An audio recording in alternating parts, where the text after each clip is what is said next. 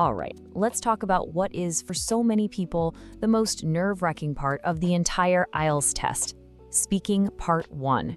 If you're someone who tends to give short, simple answers and then just stops, this is for you. Today, we're going to give you a really clear, powerful strategy to get past that and start aiming for a band 5 score or even higher. So, does the thought of this part of the test just make your palms sweat? Yeah? Well, believe me, you are not alone. It's that moment, you're sitting right across from the examiner, the pressure is on, and it's totally normal to feel anxious. And the most common trap people fall into? Either completely freezing up or giving those one-sentence answers that just go nowhere. But here's the good news. There is a really simple method to fix this, and we're going to walk through it together, step by step, right now. Look, before you can conquer the test, you've got to understand it. So what exactly is speaking part 1? Let's break down the basics. First thing you need to know, it is fast. You're only looking at about 4 to 5 minutes total. So think of it less like some intense interrogation and more like a quick warm-up. It's really just designed to get you comfortable and ease you into the rest of the speaking test. And in that short window of time, the examiner is going to ask you around 10 to 12 questions. And these will usually be about 2 or 3 very familiar everyday topics that are all about your life. And here is the thing you absolutely need to remember. The examiner's goal is not to trick you, not at all. They just want to see if you can communicate about familiar things in a natural way. It's really just the start of a conversation. Okay, so we're talking about familiar topics. What does that actually mean? Let's decode the kind of questions you can really expect to hear. You know, when you look at it, it's actually pretty simple. Almost every single question they can ask you fits into one of these 3 little buckets. First, you've got personal info. That's stuff like your hometown, your job, what you study. Then there are daily activities, your hobbies, what you like to eat, how you travel. And finally, your preferences and opinions, what kind of music you're into or what sports you follow. See the pattern here? It's all about you.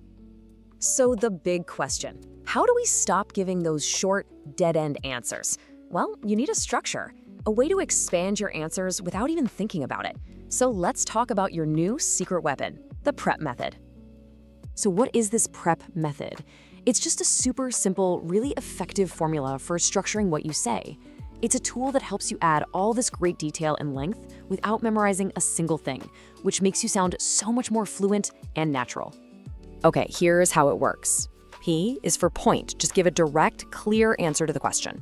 R is for reason, explain why that's your answer. E is for example, give a specific example to back it up.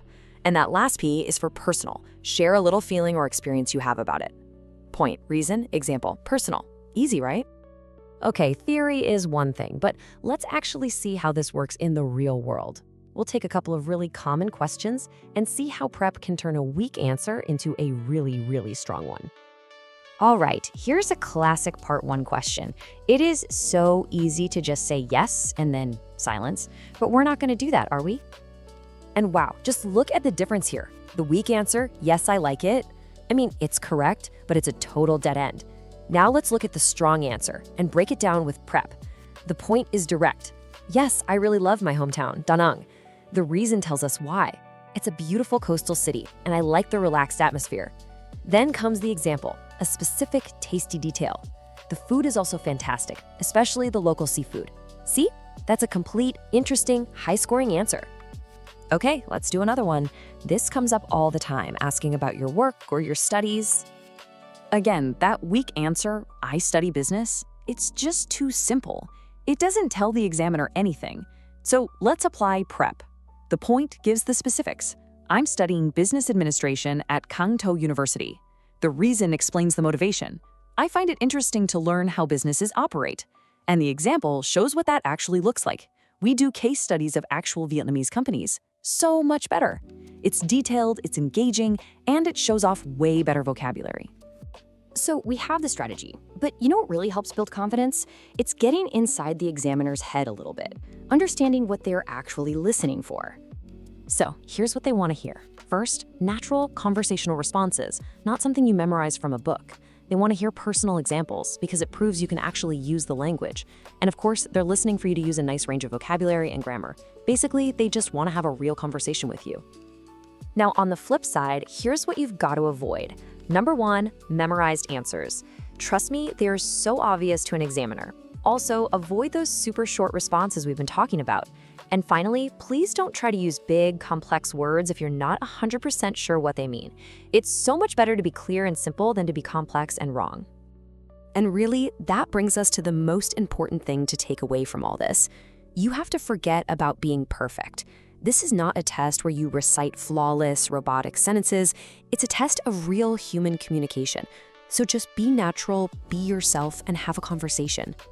The PrEP method, it gives you a framework, not a script. It's just a tool to help you unlock what you already know how to say and say it with confidence. So the real question isn't about learning more words, it's, are you ready to stop memorizing and finally start communicating?